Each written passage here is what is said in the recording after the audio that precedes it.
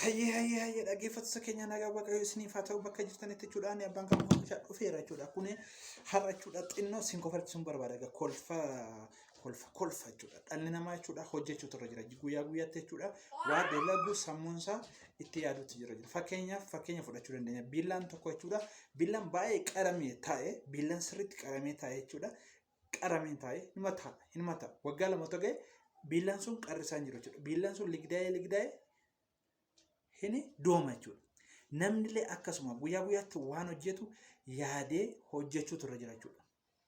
Xiqqaadha guddaadha jechuun irra jiru. Namni guyyaa guyyaatti hojjechuutu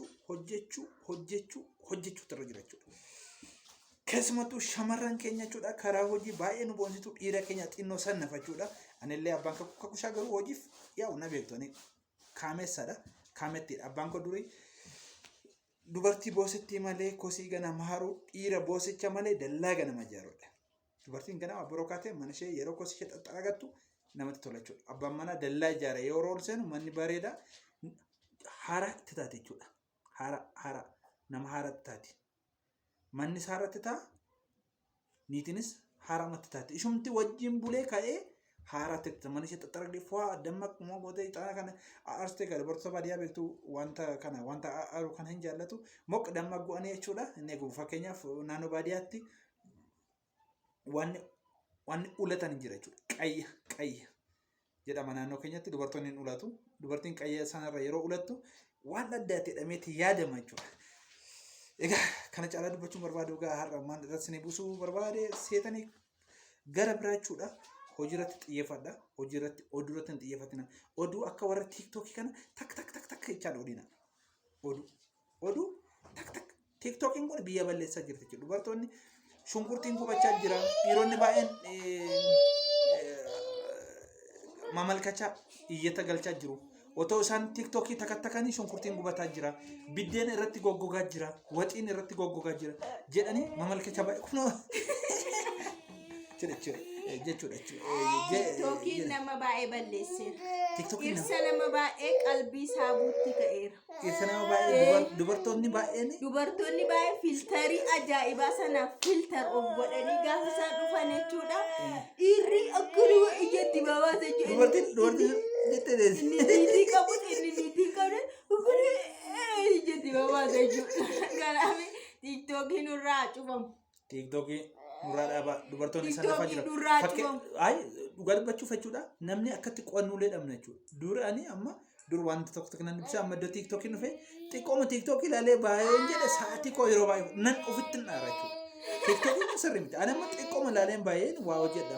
Waa waraqata wayii barreessaa yeroo ni yaadu otuma ilaalu na fudhate. Bakka argitanii fudhatee deeme jechuun suuta as keessa seenaa deemaa jechuudha. Dubartiin tiiktookii irraa immoo dootee uffite wanta maraattuu qofaa waa isheen dubbattu waa isheen lama fuudhee tokko isheen fuudhee lamata tiiktookiin fuudhee. Amma ani mootummaa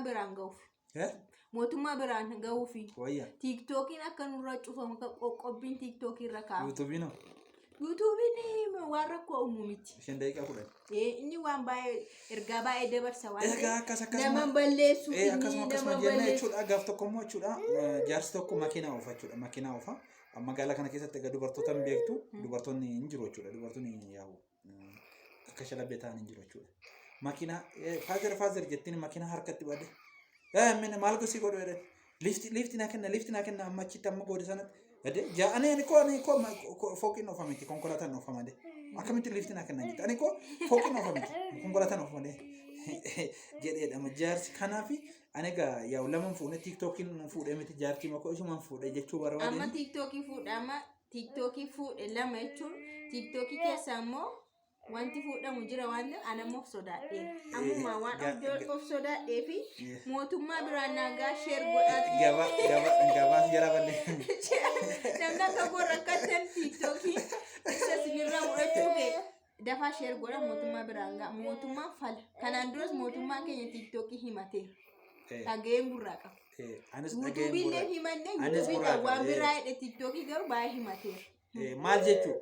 Maal jechuudha? TikTokii himachuu jechuun maal jechuudha? Kuni hojmaata paartii keenya paartii baay'inaa bakka miti. TikTokii hin himatina. Hojmaata paartii keenya paartii baay'inaan miti kun. Eh.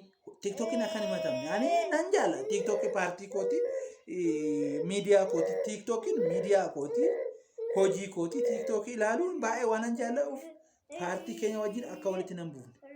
Haa ta'u TikTokiin garuu akka paartii keenyaatti dhiibbaa baay'ee sabarraa waan gahaa jiruu fi miti yaadni kee maal jechuudha mootummaan gaaffii adeemsaa sa'aatii sii kenname fayyadame hin qabu sa'aatii sii kenname ittiin fayyadamne elasitti meera sa'aatii sii kenname itti fayyadame cufi irratti maayikii dinnaa maayikii sirriitti kana bira sa'aatii sii kennametti gaaffii adeemsaa hin qabu caffee waan hin gaafadhu hin qabu.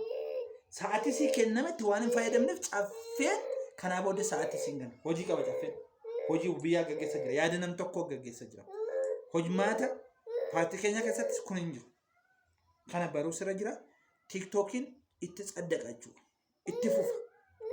itti fufa han isa aabu tokkollee hin jiru jechuudha lafa kanarraa kan TikTokii aabu tokkollee hin jiru kana bara itti hafuuf. Karaa seeraatiin gaaffii keenya dhiyeeffannee yeroo itti aanutti ni dhufna nuun garuu duubatti hin deebinu. Ammasitti paartiin keenya of keessaa darbatee sin calaasa. Paartiin keenya ammatti qayyaan diimaan sin abbaarara. Kakkusitti galu diisii paartiin si argata.